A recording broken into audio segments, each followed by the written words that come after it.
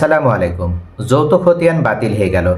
এখন থেকে যৌথ খতিয়ান অনুযায়ী কোনোভাবেই জমির মালিকানা লাভ করা যাবে না বা জমির মালিকানা দাবিও করা যাবে না। অর্থাৎ বাংলাদেশের ইতিহাসে যৌথ খতিয়ান বলে আর কোনো খতিয়ানের অস্তিত্ব রাখা হচ্ছে না। এক্ষেত্রে পূর্ব থেকে যে খতিয়ানগুলো অনুযায়ী জমির মালিকানা অনেক ব্যক্তি আছে, তারা যৌথ খতিয়ান অনুযায়ী জমির মালিকানা পূর্বে লাভ করেছে এবং পরবর্তীতে যৌথ খতিয়ান অনুযায়ী জমির মালিকানা ধরে রেখেছিল। তাহলে তাদের ক্ষেত্রে মূলত কি হবে? তাদের যে যৌথ খতিয়ানের অন্তর্ভুক্ত হয়ে তারা জমির মালিকানা দীর্ঘদিন ভোগ দখল করে আসছে, তাদের ক্ষেত্রে কোনো সমস্যা হবে কিনা, বা তাদের এই সমস্যা কিভাবে সমাধান করে দেওয়া হবে, বা তারা কিভাবে যৌথ খতিয়ান থেকে আলাদা হয়ে জমির মালিকানা স্থায়ীভাবে লাভ করতে পারবে, এই বিষয়ে সরকারের পক্ষ থেকে যে পদক্ষেপ গ্রহণ করা হয়েছে, আজকের এই ভিডিওতে আমি এই সম্পর্কে আলোচনা করব। সাধারণত যৌথ খতিয়ান বলতে আমরা যেটা বুঝি সেটা হচ্ছে এক খতিয়ানে একাধিক মালিকের অস্তিত্ব।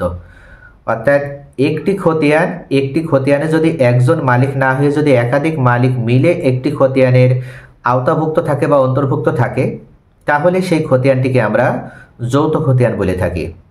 এই যৌথ খতিয়ানে এক দাগও থাকতে পারে, আবার একাধিক দাগও থাকতে পারে। দাগ নাম্বার যেটা সেটা নিশ্চয়ই আমরা সকলে জানি যে একটা দাগের ভিতরে 1 শতক জমি থাকতে পারে, আবার 100 শতক জমিও থাকতে পারে। এখন যৌথ খতিয়ানের অন্তর্ভুক্ত যে জমিগুলো বা যে দাগ নাম্বারগুলো আছে, প্রত্যেকটা দাগে যৌথ খতিয়ানের যে মালিকগুলো আছে তাদের সকলেরই অংশ কম হোক বেশি হোক বা সমান হোক, সেটা অংশের ঘরে উল্লেখ করা থাকে।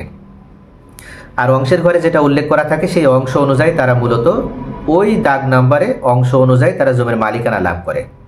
এখানে দেখা যাচ্ছে যে একটি যৌথ খতিয়ানে 3 জন মালিক আছে, আবার এই যৌথ খতিয়ানে 3টি দাগ নাম্বার দেওয়া আছে। এখন এই যে 3 জন মালিক যৌথ খতিয়ানে আছে, আবার একই যৌথ খতিয়ানে 3টে দাগ নাম্বার দেওয়া আছে। তো এর মানে হচ্ছে 1 নাম্বার দাগ, 2 নাম্বার দাগ, 3 নাম্বার দাগ, প্রত্যেকটা দাগে দাগেই এই 3 জন মালিক তারা সমানভাবে অংশ পাবে। অর্থাৎ প্রত্যেক দাগে যদি জমির পরিমাণ থাকে, কোনো দাগে 20 শতক, কোনো দাগে 30 শতক, কোনো দাগে 40 শতক, তাহলে কিন্তু এই 3 জন মালিকই প্রত্যেকটা দাগেই 3 ভাগের সমপরিমাণ অংশ তারা আলাদা আলাদাভাবে পাবে, যদি অংশের ঘরে সমান অংশ বসানো থাকে। তেমত অবস্থায় যৌথ খতিয়ানে যে সমস্যাটা হয় সেটা হচ্ছে এই মালিকগুলো সাধারণত বাটোয়ারা না করে বা বন্টননামা দলিল না করে ওনারা নিজেদের ভিতরে আপোষ মীমাংসার ভিত্তিতে এক এক জমি হয়তো এক একজন ভোগ দখল করে। এমনও হয় যে এক জমি একজন ভোগ দখল করছে, আর এক জমি আরেকজন ভোগ দখল করছে, এবং এই ক্ষেত্রে নিজেদের ভিতরে কোনো একটা লিখিত প্রমাণ বা একটা মৌখিক আপোষ মীমাংসার ভিত্তিতে বা একটা পারিবারিক বন্টনের ভিত্তিতে তারা এই ভাগ বন্টনটা করে থাকে। পরবর্তীতে যে সমস্যাটা হয় সেটা হচ্ছে তারা যৌথভাবে ওই জমির খাজনাও প্রদান করে আসছে।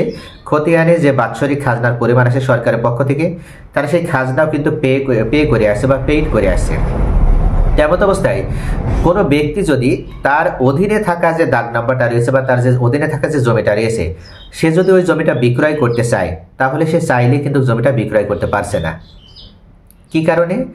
উনি যে জমিটা ভোগ দখলে রয়েছে, এই জমিটাতে শুধু তার একার অংশ না, আরও অন্য 2 জনেরও অংশ সেখানে রয়েছে। যার কারণে উনি যদি মনে করে যে উনি যে জমিটা ভোগ দখল করছে অন্য 2 জনের ছাড়া উনি একা জমিটা বিক্রয় করবে, এখন ওনার টাকার প্রয়োজন, উনি জমিটা বিক্রয় করে দেবে। এক্ষেত্রে কিন্তু উনি চাইলেই অন্য আরেকজনের কাছে জমিটা বিক্রয় করতে পারবে। এমন অবস্থায় যে ব্যক্তি জমিটা ক্রয় করবে তিনি যদি রেজিস্ট্রেশনের সময় বা যার থেকে জমিটা ক্রয় করছেন তার কাছ থেকে যখন উপজেলা সাব রেজিস্ট্রার কার্যালয়ে যে জমিটা রেজিস্ট্রেশন করে নেবে, ওই সময় যদি শুধু এক দাগেই উনি সমস্ত জমি নিতে চায় রেজিস্ট্রেশন করে, সেক্ষেত্রে কিন্তু উনি কোনোভাবেই নিতে পারবে না। যদি দলিলে উল্লেখ করাও হয় তাহলেও কিন্তু নামজারিতে বা আপনার খারিজে যে ব্যক্তি জমি বিক্রয় করেছে তার নামে ওখানে যতটুকু অংশ আছে শুধুমাত্র সেই পরিমাণে উনি নামজারি পাবে। তাহলে যে ব্যক্তি ক্রয় করছে তাকে ঠকতে হবে। এই কারণে ওনারা যেটা ঠকতে না চাইলে ওনাকে যে কাজটা করতে হবে সেটা হচ্ছে, যে ব্যক্তি থেকে উনি জমি ক্রয় করছে, ধরে নিই যে উনি ওনার থেকে 30 শতক জমি ক্রয় করছে। এখন উনি যে জমিটা ভোগ দখল করছে, বিক্রেতা যে জমিটা ভোগ দখল করছে সেই দাগেও জমির পরিমাণ 30 শতক। এমন অবস্থায় ওনার এই দাগে জমি আছে 10 শতক ওনার অংশ অনুযায়ী, আর ওনার বাকি 20 শতক জমি আরও 2 দাগে আছে। তাহলে ওনাকে যখন দলিল তৈরি করে দেবে সেই সময়ে ওনাকে কিন্তু যে কাজটি করা লাগবে সেটি হচ্ছে 3 দাগে ওনাকে রেফারেন্স উল্লেখ করে দিতে হবে। এখন 3 দাগে রেফারেন্স উল্লেখ করে দেওয়ার অর্থ সেই, যদি কখনো এই দাগে দখল নিয়ে কোনো সমস্যা তৈরি হয়, তাহলে যে ব্যক্তি জমিটা ক্রয় করছে তিনার যেন ভবিষ্যতে জমির পরিমাণ বুঝে নিতে, বা উনি যতটুকু জমি ক্রয় করছে সেই পরিমাণ জমি যেন উনি পায়, এটার জন্য অন্য দাগগুলো যেখানে বিক্রেতার অংশ আছে সেটা উল্লেখ করে দেওয়া হয়। আর এর অর্থ উনি প্রত্যেক দাগে দাগে জমি পাবে, আপাতত এক দাগে আপোষ মীমাংসার ভিত্তিতে ভোগ দখল করছে, এটা বোঝায়। এখন যে ব্যক্তি ক্রয় করছে তিনি যদি এটা না মানতে চায়, উনি যদি বলে যে না আমি অন্য দাগগুলোতে যাব না, আমি যে দাগ থেকে জমি ক্রয় করছি আমি শুধু এই দাগেই জমিটা সম্পূর্ণ অংশ নিতে চাই, আমি 30 শতক জমি এখান থেকে কিনবো, আমি 30 শতক জমি এই দাগ থেকেই নিতে চাই, তাহলে কিন্তু যে ব্যক্তি জমিটা বিক্রয় করবে উনি কোনোভাবেই ওই এক দাগ থেকে 30 শতক জমি কাউকে বিক্রয় করে বা কারোর দখলে দিতে পারবে না, কেননা তার অংশই ওখানে আছে মাত্র 10%। এই কারণে যৌথ খতিয়ানে এই বড় সমস্যাগুলো হয়। তবে যদি বাটোয়ারা বা বন্টন বা দলিল তৈরি করে নেওয়া হয় তাহলে আর যৌথ খতিয়ানের এই সমস্যাগুলো মেজর কোনো প্রবলেম হিসেবে কিন্তু সামনে আসতে পারে না।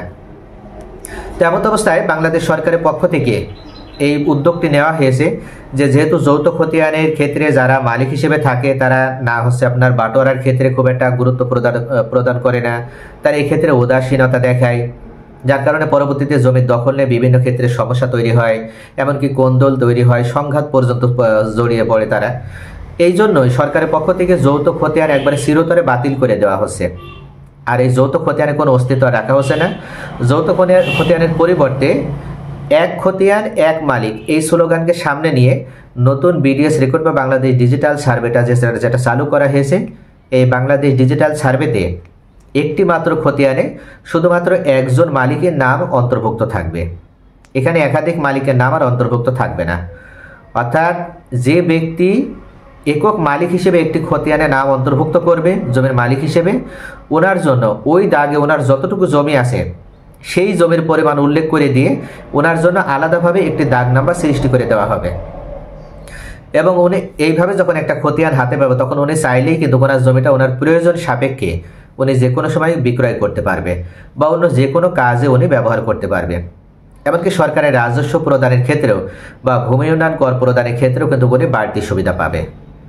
যার কারণে যৌথ খতিয়ান বাতিল করা দেওয়া হচ্ছে এবং এই ক্ষেত্রে একজন মালিক একটাই দাগ এবং একটাই খতিয়ান এই স্লোগানকে সামনে নিয়ে বাংলাদেশ সরকারের পক্ষ থেকে বর্তমানে এই ডিজিটাল রেকর্ড বা ডিজিটাল সার্ভে পরিচালনা করা হচ্ছে এবং এটা অত্যন্ত গুরুত্বপূর্ণ একটি বিষয়।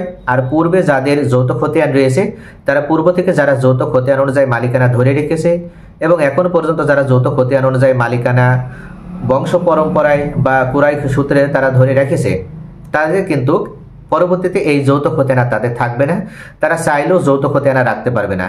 প্রত্যেকের নামে আলাদা আলাদাভাবে খতিয়ান প্রস্তুত করা হবে এবং প্রত্যেকের নামে আলাদা আলাদাভাবে দাগ নাম্বার তৈরি করা হবে। তাহলে ভিউয়ার্স আশা করে বুঝতে পারছেন যে যৌথ খতিয়ানের অস্তিত্ব বাংলাদেশ থেকে বাদ করে দেওয়া হচ্ছে বা বাতিল করে দেওয়া হলো। এখন থেকে শুধুমাত্র একটি খতিয়ান স্থায়ী হবে এবং সেই একটি খতিয়ানে একজন মালিকের নাম অন্তর্ভুক্ত থাকবে এবং দাগ নাম্বারও থাকবে একটি। অর্থাৎ এক দাগে মালিক হিসেবে একজন ব্যক্তি বা একজন মালিকের নামে ওই খতিয়ানে অন্তর্ভুক্ত থাকবে।